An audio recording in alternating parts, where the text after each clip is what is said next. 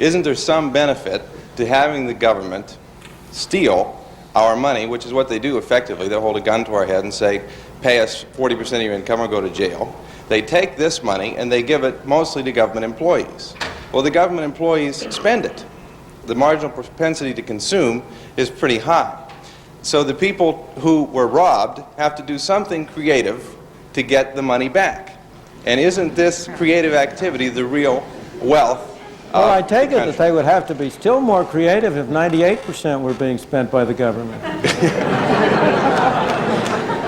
No, the third part of your thing is just pure fallacy from beginning to end.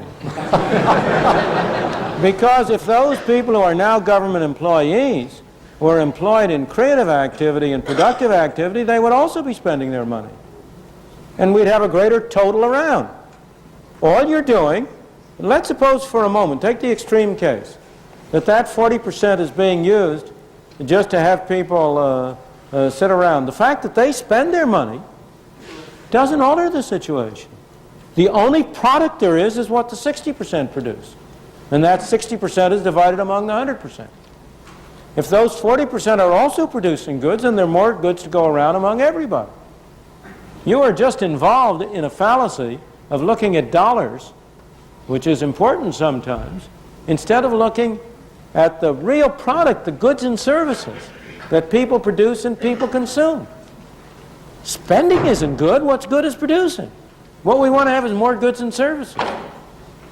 And as I say, the obvious indication that that's clear is that if your logic were right, it would apply it for 50%, 60%, 70, 90, 98, 100%. And obviously you would see that that would be a bunch of nonsense at that stage. It is desirable to have some money spent by government for those things, those services that we believe we can get more usefully and more effectively through government. If people are getting their money's worth, fine. That's why it's very desirable to have governmental expenditures take place at as local a level as possible. Because you, as a citizen of a small community, can judge whether you're getting your money's worth. You can decide that you want to spend it.